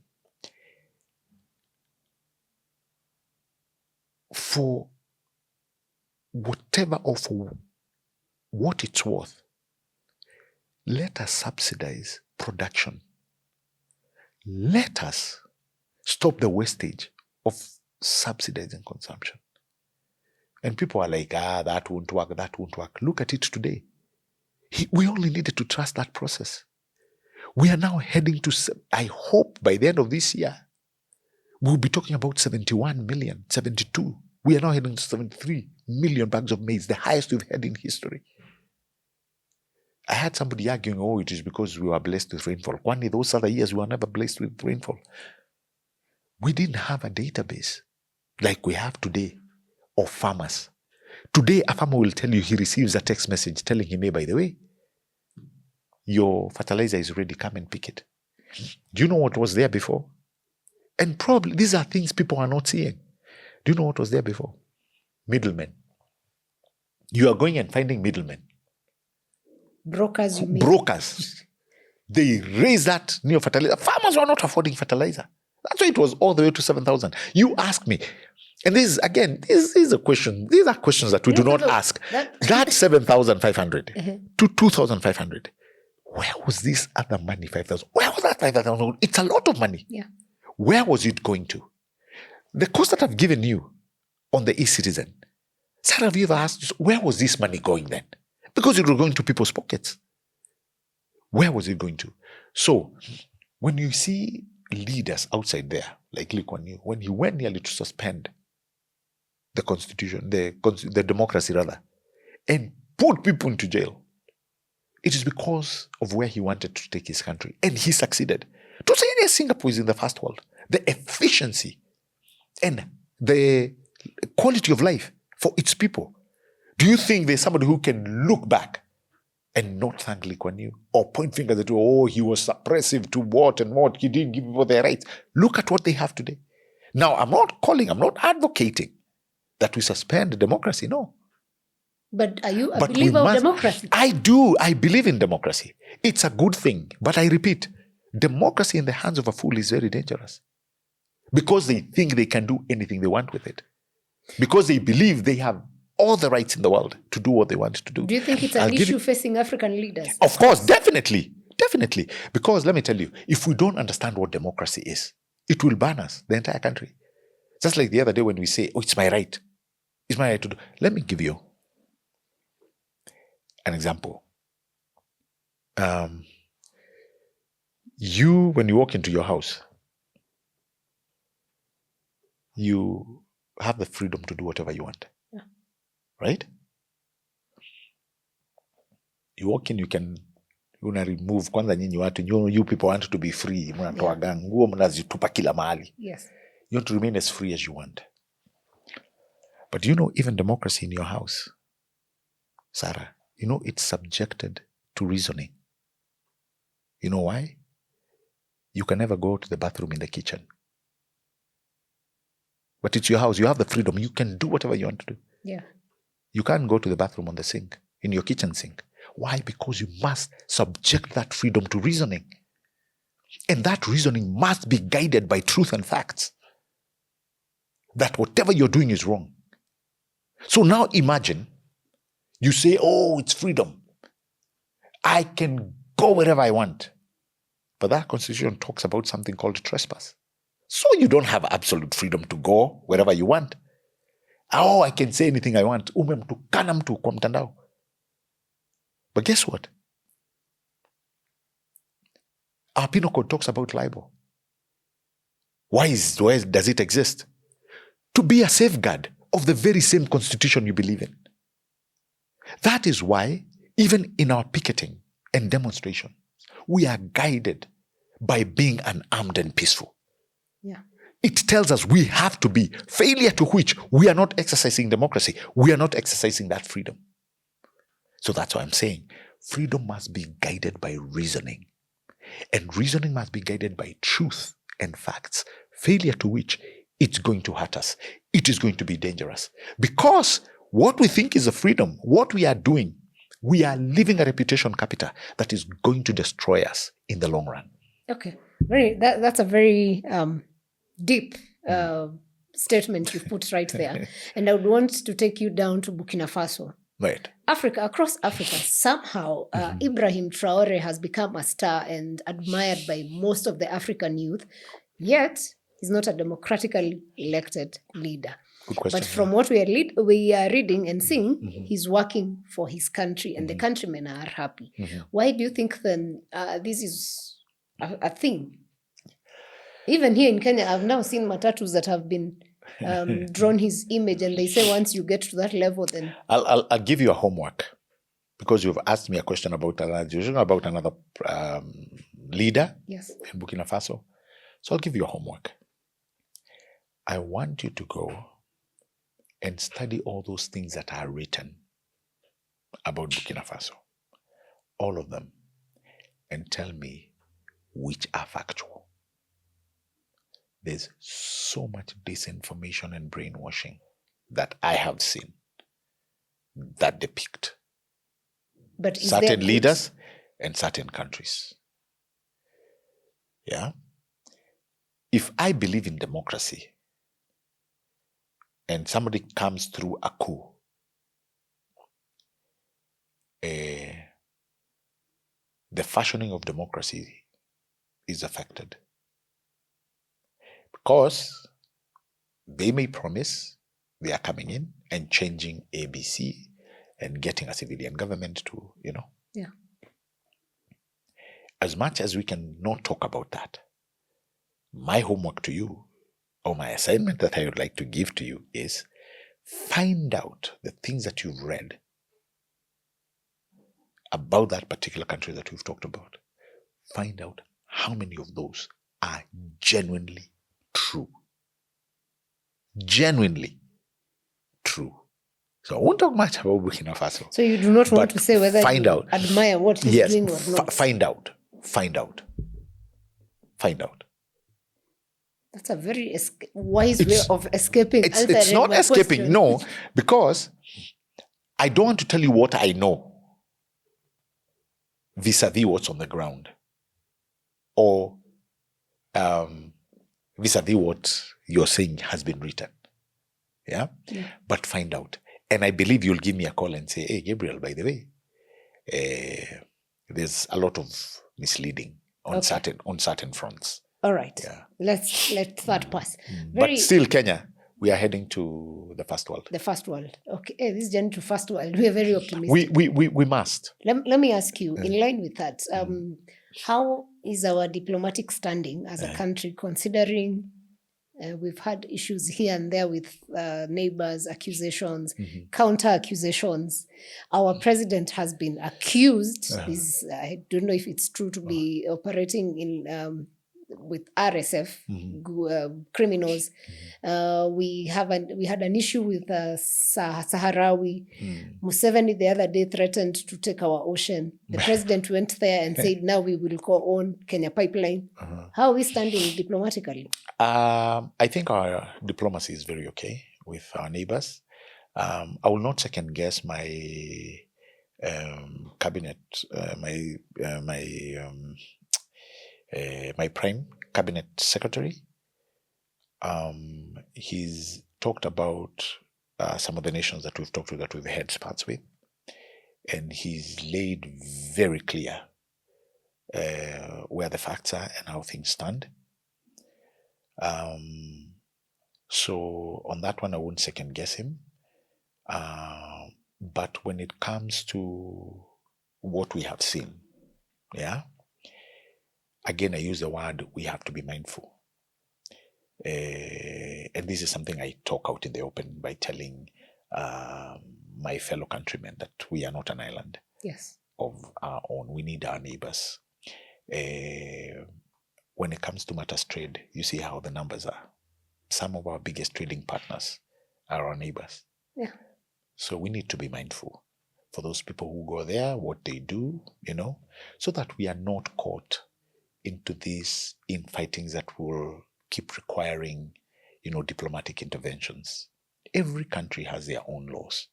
And you're told, even on your passport, it's written, uko nyuma, when you go to a certain country, it operates under its own laws. Kindly be mindful to those laws and, be in line with those laws as long as you are in those jurisdictions. Same way we tell people who come from outside. Kenya is a sovereign country. We have our own laws. And we beseech everybody who comes to our shores to ensure that they stick to the laws of the land.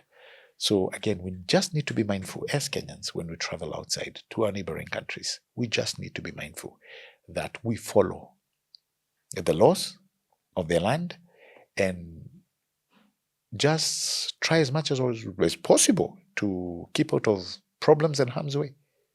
Okay, fair enough. The UN is expanding in Nairobi, which is a very good thing. Very good thing, actually. Very good. Very good thing. But the government and you people have been quiet about it. You're not talking about it. We've not been quiet about it. Do you know how? Actually, I was doing a research and I realized they're putting in, it's a 340 billion investment. Yes. Which no government official has even put that figure, because that figure, the video was from the Director General. We've actually talked about it. The president was there, you saw. There was a time actually the president went to see the construction, how it was going on. He was there. It's something actually that I remember we even talked about in one of our press conferences. But just to underline what you've just said, it is a very good thing to Kenya, and in particular to the East Africa, the East Africa community. I hope we can harness, the fact that Nairobi will grow. Are we prepared for that? I think we are. We really are. And it will even show you how our expansion, even into the affordable housing, how it will grow into it. Hey, those guys don't use affordable housing. No, not them. Not them. But we'll have workers there. Yeah. Who will need, to be working there. We'll have locals working there. They don't have to live in all the opulence areas, When I look at what is coming up in Kikuyu, today from Kikuyu, and the network, and the infrastructure, how long will it take for somebody to go to the UN? Yeah. We are expanding the roads. We are dualing, the Pangani, Kiambu, Nuberi Road. It's an artery that serves the UN. Look at Kikuyu, the bypass. Look at the construction going around. All this, I believe, is going to uplift not only the value, but the credence of this great, beautiful city called Nairobi. The fewer slums we have, the better. And that's why, the other day I was talking to PS Housing, I was telling PS, I foresee, probably in our lifetime, living in a slumless country. And guess what? It's doable. That's what Singapore and Malaysia were. If they did it, ask yourself, why not us? What is it that we don't have? And that is the work of education. Yeah. When we observe this environment, and even if we are going to compare it with other countries, who we were at par with, we can get there. And we're not just doing this because we want to. No, it's because it needs to be done. You must look at that. It needs to be done. Failure to which we are staring at a catastrophe in our lifetime. These young men and women, when they come out, they want a space of being productive. Yeah. We have to grow, whether it's our, digital economy, or it's our blue economy, it's our agriculture. All these fields must grow and grow exponentially. Yeah. So that they cater for this population. That's why we need to run away. We must run away from this trigger of saying these guys, we are sitting on a time bomb of the youth bulge, which indeed is true. So something must be done. And I can understand, sometimes we don't see it, sometimes the human eye, which we were all given, sometimes we want it now. You do this, I want it now.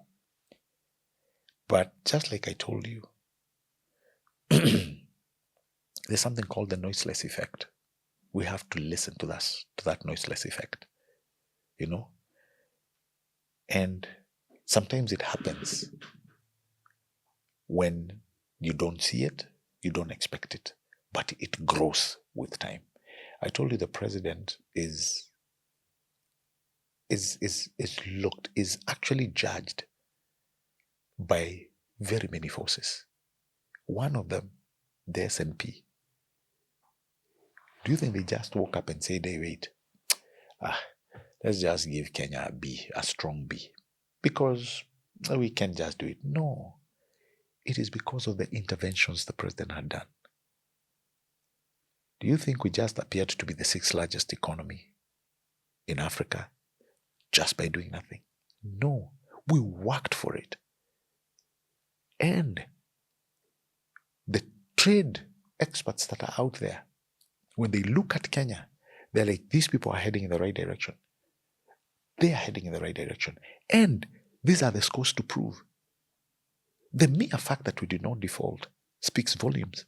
The mere fact that we wake up today as the 6th largest economy. We did something. Imagine we push with the same momentum in the right direction. We'll go to the 4th, go to the 3rd. Before you say cut and a half, Sarah, we are the first economy in Africa. Very promising. No, yes, I would we've love done to it. Experience that. Yeah. But before I lose my track, the issue of the UN expansion. Yes. I don't know if you're aware what's the progress of the construction, and then how can now Kenyans harness from that? Because I know, of course, government has a way of things you agree on, but for the citizens. Yeah, no, you must look at both the economic and the macroeconomic. And in fact, that's where many of us are. The macroeconomic. What are the trickle-down economics of such a facility growing big? They were saying by next year, movement, we should start seeing movement. Yeah. And by them collapsing those 2 offices in Geneva and New York, we'll have a huge, workforce coming in. What does that mean? Number one, to feeding all these people. Where will they stay? What does that mean for our Uber drivers? Right? What does that mean, again, for our mboga? Our border riders. All of them are going to play part into it. How will they play part to it? By serving the people probably working, and you will see a growth actually in it. You will definitely see a growth in it. Whether you're talking about people who are doing gardening, whether you are looking at it from people who will be doing the domestic workers. All this is something that will grow, and it will grow in tandem. How about professionals? Definitely. We have our space. And we have so many people. In fact, I saw them advertising, positions the other day. And it's something I need to follow it up, honestly, Sarah. But I think it really comes to play in it, But that is the top tier, but it will also have great trickle down, on the rest of the population. And that is the beauty about, having foresight,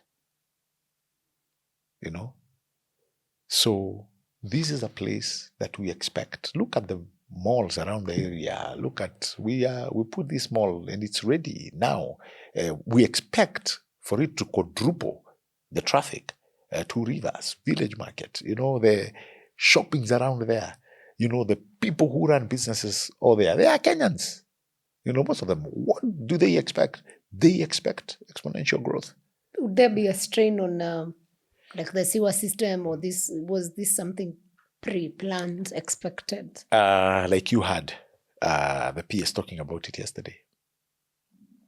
Since independence, we've never had what you call a strong sewer system. Nairobi has been growing, but such amenities have remained. But now we are working on it. And I hear it's 2 large sewer systems, that will cater for Nairobi easily. So we go back to what I told you. We've wanted growth, but there are key amenities that we left behind. When you had the president talk about the 4 new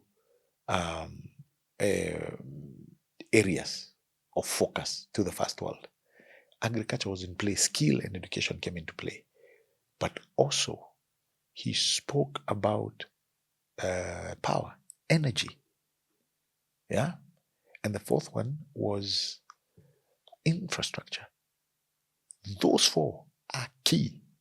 So infrastructure in roads, he's already ready. Look at that area. New dual carriage ways are being put in place as we talk. The sewer system is coming in. The airport, the president talked about it. We don't have an option. It must be done.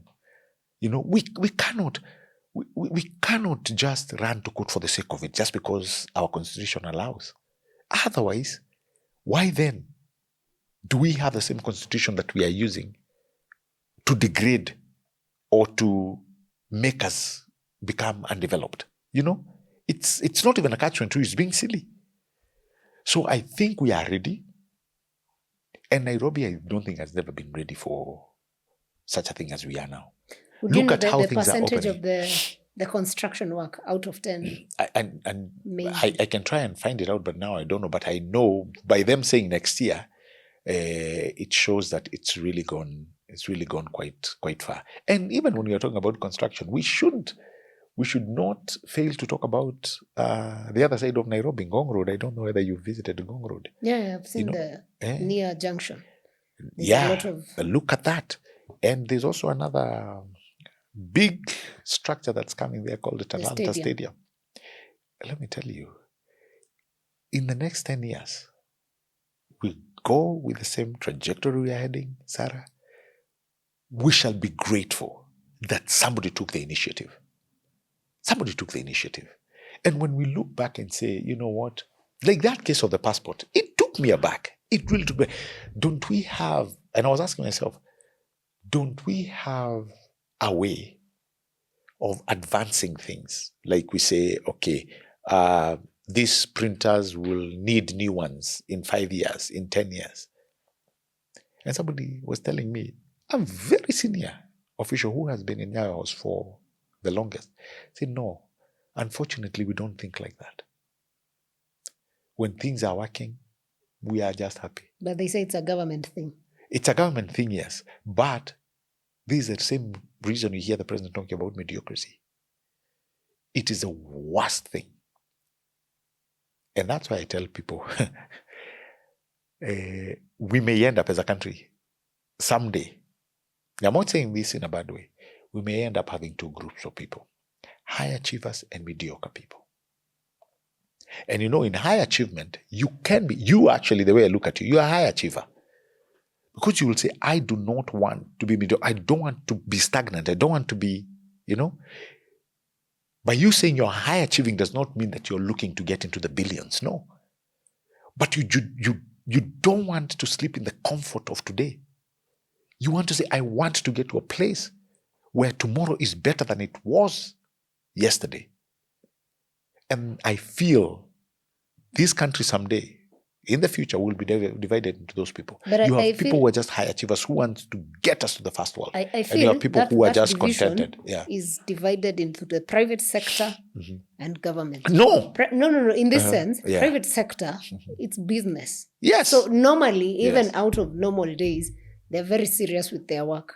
Very Government, correct. what are they called? Civil servants like you and others. No, of course, I'm not saying you're part of it, but they're like, it's government. That's why they tell you this ministry has been here before you were born. Sarah, can I tell you something? I agree with you 1,000,000%. What you say, it's very true. I have seen it myself. People who just,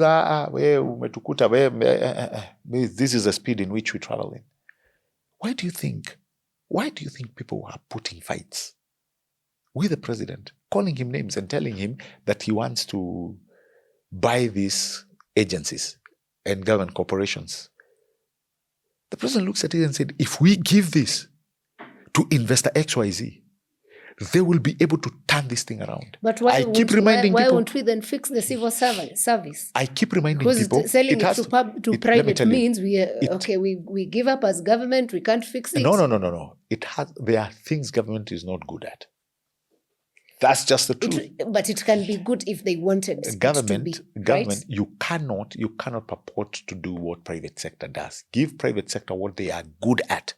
You be good in the service delivery. Let us talk about healthcare. Let us talk about managing schools. Let us, let us talk about building roads. Even some of the roads that we are fixing right now. Even though we have people within the ministries there, the people who are doing it are very skilled. There are people who are experienced in that industry. Let's get those people. If there are people who can make good mice centers, let us get private sector. Yes, let's give them KICC. Let them so government has no people who can do that totally. Government is not good at that, I'm telling you. But do we Let me tell you. Do you know? What I'm arguing is which is human resource. Yes. Let me ask you something. The human resource in civil service is bad like that. No. They can be better utilized in other agencies of service delivery. Let corporations that know profit, get into partnerships with people who understand that business. For instance, did you know which is the best company in Kenya today? So obviously, people will name Safaricom. Good. Do you know at one point Safaricom was a loss-making entity in Telecom Kenya? Loss-making. It was making losses. Look at it today. What happened? Who did they get? They got somebody with knowledge and insight and how the market works. Look at what it has become. Now imagine if we do the same to these other agencies. Yes, the government can own a small share, a small part, but the majority of it, give it to people and while doing so, you own it. You as Sarah, own a part of it through IPOs. Why not? But why? Okay. In the case of Kenya Pipeline, it's a profit making. Why do we want to make it private? I've had people saying, it's profit making. No. It can do better. Much better. 100 times better. Same way people have talked about Post Bank.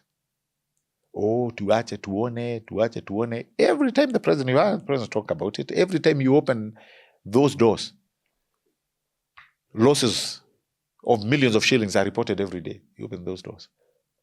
Why not allow another bank to come in and own it? Why not? You see, we must understand.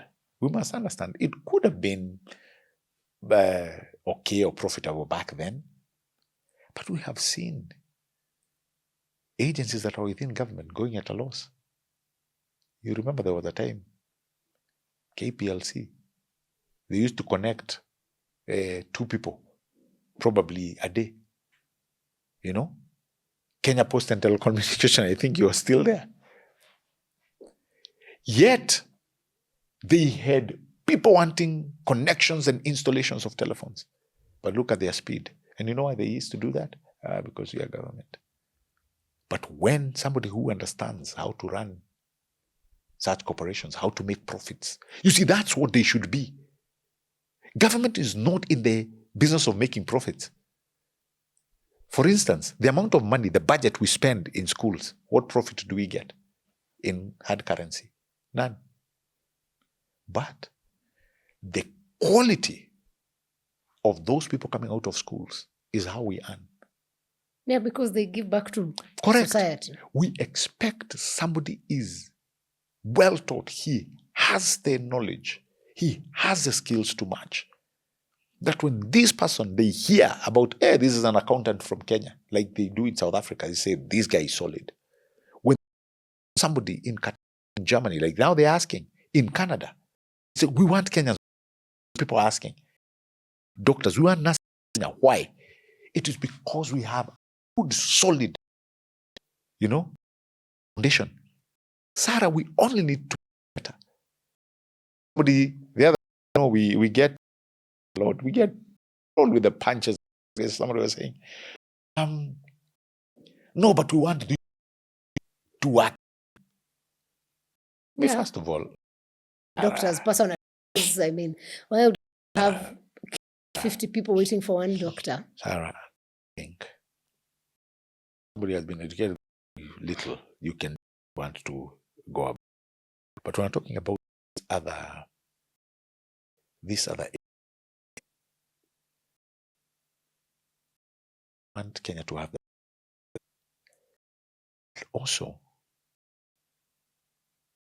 it is not bad to export labor. If well done. Yeah. If well done. Our export of labor, we don't know that word actually. We say labor mobility. First of all, that we have what to bring up men and women who are eligible. Our education and skilling and training may be far from perfect, but it's sufficient that we are counted some of that, right? Today, if you look at our diaspora, it's it's ever been. When you talk about 400 people now heading to have people who've requested to go and work gives you something. All right? Yes, we can develop our country even without coastlines that we must all. Do you know, by the way, no country in the world has ever satisfied its local market? Even the great US. No country. Everybody will see they will bring in labor when.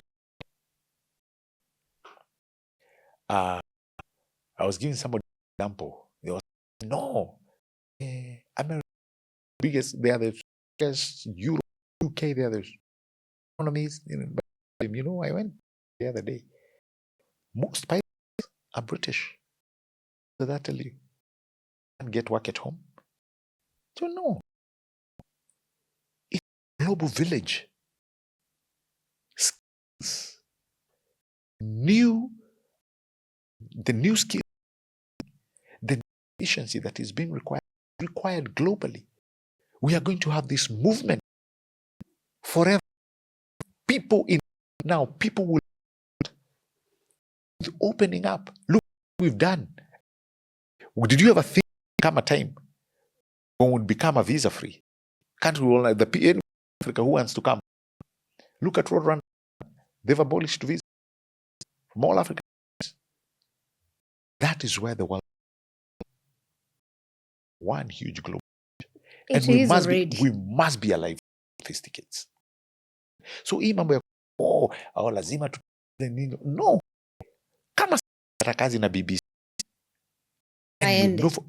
Lakini hiyo tusitengeneze bado. Correct. Because Sarah bado tumia pesa hapa tu mabarabara zetu. Na akirudi, by the way, when she comes, she has her amazing unit house somewhere. Yeah, I love that. Yeah. Gabriel, we have to end this. Yes, please. I think, it's been very interesting to hear some of the things, and I would encourage that you keep doing these things. Thank you. Because these questions we ask, but we ask ourselves because Correct. nobody's saying it. Correct. So the government needs to keep communicating. Yes. Tell your people to keep showing up. I don't know why they're scared of being asked questions. I will do my best to start pushing them around. Yeah, because they need to tell us what they are doing. You also need to know what them. You are going to befriend them. But also, besides that, they need to ensure they are public servants. So they owe us an explanation. They are, definitely. That one I agree with you. Definitely I agree with you. Yeah, so karibu sana tena. This conversation, we've just cut it because now we've spoken long enough. I'm sure you might have other engagements. But we will have you again. Please do. Because I'll become a permanent fixture. Karibu sana. Yeah. We appreciate that. Yes, in fact, I'll get it's called Alfa. I'll put an Alfa house. Very nice. But before we close, just tell us what your closing remarks and also what you think by 2027 August. What will Kenyans be feeling about the president as your closing remarks? Thank you. By the way, let me start by that feeling. What will Kenya be feeling? I hope people will be able to judge the president by what he's been able to deliver. And as you judge the president by what he's been able to deliver, you must first of all look at where our nation was vis-a-vis where it will be at that particular time. I think we've made great strides. This one cannot be underestimated, cannot be underrated.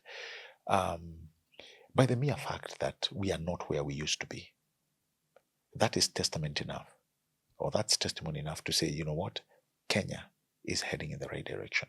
Again, we may not be where we want to be, but definitely we are not where we used to be. I said this and, some time back and people are like, wow, you're not saying nini, we are not getting to do msemaji wa serikali. No, that's not it. The key indicators, locally and globally, affecting Kenya is actually headed in the direction. Are we feeling it? Probably not. When we pesa kwa mfuko, we're feeling it day by day. That's why it's like fund, things like nyot, they're actually changing. The people, if they tell you, by the way, if I sat down with them, they're like, by the way, hapa iko kitu, tuendelee namna hii. We hope. I feel is for each and every Kenya will start getting it. Are we really going to say we are worse off? No. We need to realize we have changed, Sarah, from curative to preventive when it comes to 70% actually of us are caught at the primary level, primary care level. That's how you deal with those things. When is at the pre-stage. And that's when the president released the HPs or into our towns and highways. It is one of the interventions we will realize with time. Someone will come, oh man, they my pressure to be back in the day. Today I don't. 20 years later, I have an issue because someone stood in that line and instead a situation that was not bad. This is how fast was. Right now, everybody runs creative when things gotten out of. But we have changed. I tell you, Sarah, shred of doubt.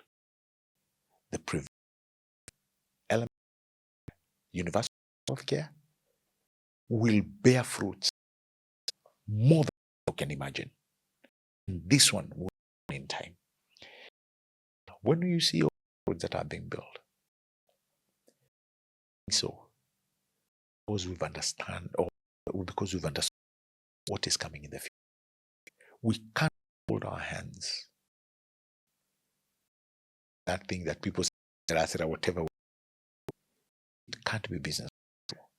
And that's why once you come in contact with knowledge, you must develop responsibility because it is what is being demanded by the people who entrusted you leadership. As I finish, we need to be very cautious. The we find ourselves in. Yes. To our young people, the internet is an amazing tool. Media is here to stay, changing by the day. To be very careful. Don't turn this resource to a tool of abuse. I hope if men in this country will use this called the internet as powerful as it is, enrich themselves when it comes to knowledge, to research, and to the digital opportunities that act on a daily basis. That particular resource. So I really appreciate me and I see you many, many times. Karibu sana. Asante. Wow. Thank you so much. I mean, it's interesting that the government perceives things. Yeah. I belong to the city. Is a way we perceive government. Yeah. And how government perceives what it's doing and the plans. It's a good learning and be engagement so that questions are answered and concerns raised. Totally. Also for feedback purposes. Because Kabisa. I'm sure now when you go back, you also have a thing or two that, Yeah. what can be changed, what can be done better, and Very all true. that. Very true. So thank you so much for coming through. To you who's Pleasure been is all watching, mine. Karibu sana. To you who's been watching to this end, thank you very much. By the way, if you have questions, concerns, you can send me on the comment section. I will make sure to pass them over to Gabriel. And obviously, being in government, they will be passed to the relevant, or he can address the ones that he can. True. And yeah, we'll catch you on the next episodes.